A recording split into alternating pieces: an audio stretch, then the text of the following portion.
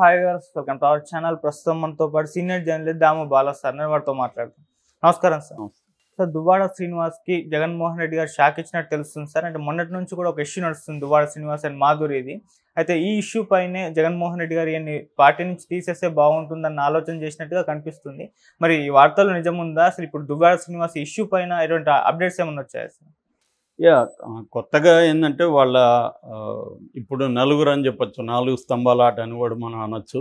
Okay. ఎందుకంటే దువ్వాడ శ్రీనివాసరావు, వాళ్ళ భార్య వాణి, తర్వాత దివ్యల మాధురి, వాళ్ళ హస్బెండ్ మహేష్ చంద్రబోస్, ఈ నలుగురు ఇప్పుడు రంగంలోకి వచ్చారు. మొన్నటి వరకు మహేష్ అనేవాడు ఎవడో మనకు తెలియదు. ఈ మధ్య ఆయన కూడా ఆన్లైన్లో జూమ్ కాల్లో బయటకు వచ్చాడు. తను అమెరికాలో ఉంటాడు. సో ఇక్కడ ఏదేమైనా ఈ హోల్ ఎపిసోడ్లో ఏమైందంటే దువ్వాడ ఈ క్రైసిస్ని డీల్ చేయడంలో ఫెయిల్ అయినట్టు కనబడుతుంది.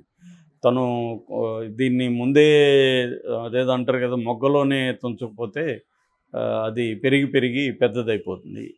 ఆల్రెడీ ఇక్కడున్న ఆంధ్రప్రదేశ్లో ఉన్న వాతావరణం మనకు తెలుసు. ఏ పార్టీలు ఇలా జరిగినా మిగతా అపోజిషన్ పార్టీ మీడియా దీన్ని పెద్ద ఎత్తున ఇది జాతీయ సమస్యలాగా దాన్ని హైలైట్ చేసేస్తుంది. నిజానికి అది వాళ్ళ కుటుంబ సమస్య. ఒక భార్య, ఒక భర్త, వాళ్ళిద్దరి మధ్య గొడవలు, భర్త ఇంకొకతో అఫైరు, భార్య విడాకులు ఇవ్వనంటుంది ఇతనికి, ఇతను ఆస్తి కావాలంటుంది, ఇతను ఆస్తి ఇచ్చేస్తాడు, విడాకులు ఇవ్వమంటే ఆమె ఇవ్వదు. ఇది గొడవ. మనకి ఇక్కడ నరేష్ ఎపిసోడ్ కూడా అలాంటిది. నరేష్ వాళ్ళ 3వ భార్య విడాకులు ఇవ్వదు, ఇతనేమో 4వ భార్యతో కలిసి ఉంటాడు. ఇలాంటిదే అది కూడా.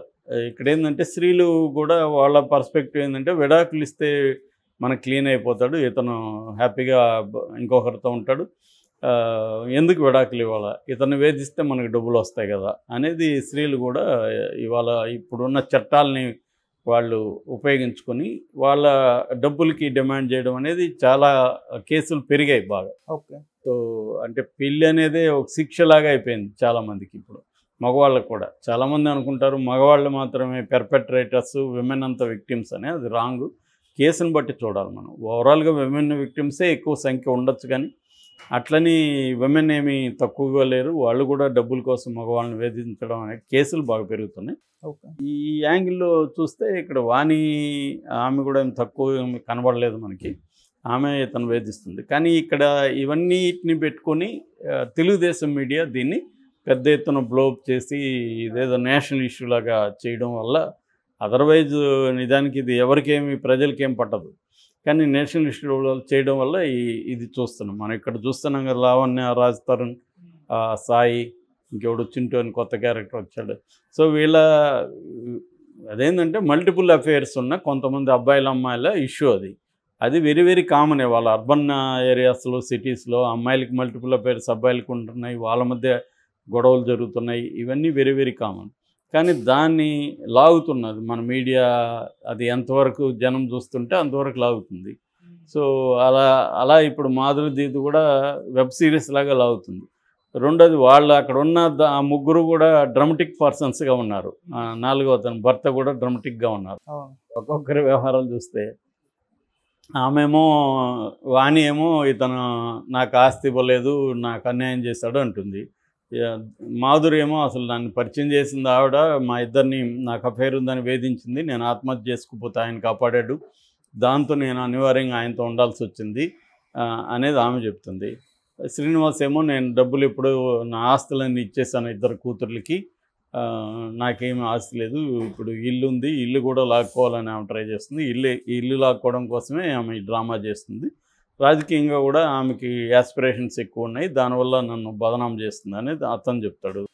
మధ్యలో భర్త వచ్చి నా మాధురి చాలా బంగారు కొండ, అసలు నన్ను చిన్న పిల్లవాళ్ళలాగా చూసుకునేది, ఆమెకి నేను 10 లక్షల నెలకు పంపిస్తున్నాను అని అతను చెప్తున్నాడు.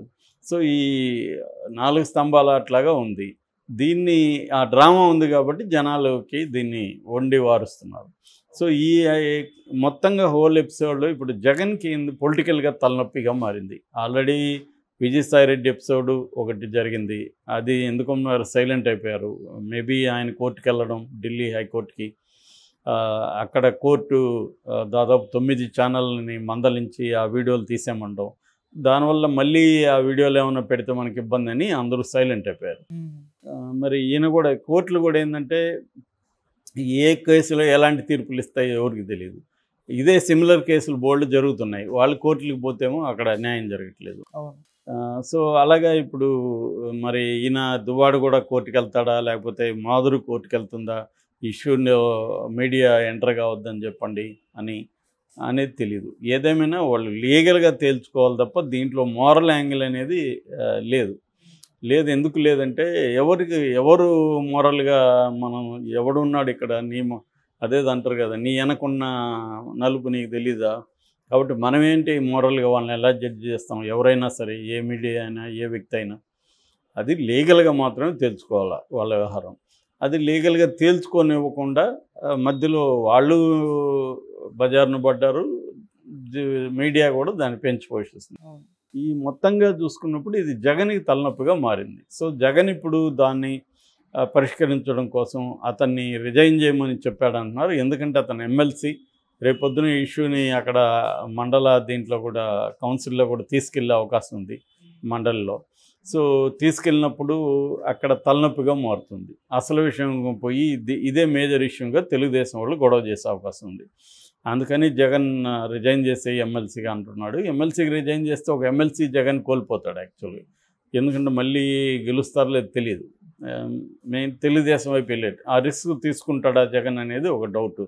కానీ అఫిషియల్గా అయితే ఇప్పటివరకు ఏమీ అనౌన్స్ చేయలేదు. కానీ జగన్ రిజైన్ చేయమన్నాడు. ఒకవేళ తను రిజైన్ చేయకపోతే సస్పెండ్ చేస్తాడు అని అంటున్నారు. సస్పెండ్ చేస్తే మాత్రం వైసీపీలో వ్యతిరేకత వచ్చే అవకాశం ఉందని కొంతమంది అంటున్నారు. ఎందుకంటే అది పర్సనల్, వాళ్ళు మీడియా కావాలనే తెలుగుదేశం మీడియా దాన్ని హైప్ చేస్తే నువ్వు సస్పెండ్ చేసుకుంటూ పోతే వాళ్ళు రేపు ఇంకొకటి ఇష్యూ లేపుతూ ఉంటారు. ప్రతి వ్యక్తికి ఏదో ఒక సమస్య, బలహీనత ఇంకోటి ఉంటుంది. సో నువ్వు మోరల్ యాంగిల్లో ఎందుకు నువ్వు రియాక్ట్ అవుతున్నావు, లీగల్గా వాళ్ళదేమన్నట్టు తెలుసుకుంటారు అనేది జగన్ మీద కూడా వేరే వాళ్ళు ఒత్తిడి చేస్తున్నారు. ఇప్పుడు జోగి రమేష్ ల్యాండ్ ఇష్యూలో ఉన్నాడు. సో దాన్ని తెలుగుదేశం మీడియా డిస్ప్రపోర్షనేట్గా చేస్తుంది. ఇప్పుడు అదే నన్ను ఎవరో ప్రశ్నించారు, అమ్మినోడిది తప్పు లేదా కొన్న వాళ్ళది మాత్రం తప్ప అని. ఒక అక్రమ భూమి అమ్మినోడిది తప్పే, కొన్నోడిది తప్పే కదా, కొన్నోడిది మాత్రమే తప్పని లేదు అని ప్రశ్నిస్తుంది. లాజికల్గానే కరెక్ట్ కదా అది. ఇప్పుడు మన ఇద్దరి మధ్య ఒక అక్రమ లావాదేవీ జరిగినప్పుడు ఇద్దరు బాధ్యులు కదా, దానికి అమ్మినోడే ఎక్కువ బాధ్యుడు. నాకు తెలియకపోవచ్చు కొన్నోడికి ల్యాండ్ అమ్మినోడే తెలుస్తుంది కదా ఆ ల్యాండ్ గురించి. కాబట్టి ఎక్కువ ఫ్రాడ్ చేసేది ఎవరు? అమ్మేవాడు, కొనేవాడు బాధితులు చాలాసార్లు. సో ఇది పొలిటికల్గా కాబట్టి దీన్ని మాట్లాడుతున్నారు ఈ కేసు. కాబట్టి ఏంటంటే ఇక్కడ మోరల్ యాంగిల్లో తీసుకుంటే ఇబ్బంది. అట్టని జగన్ తీసుకోకుండా లేడు, తీసుకుంటే సమస్యలు ఉన్నాయి. మరి జగన్ దీన్ని ఎలా డీల్ చేస్తాడనేది మనం చూడాలి. ఏదైనా ఇట్లాంటి తలనొప్పులు వస్తూనే ఉంటాయి.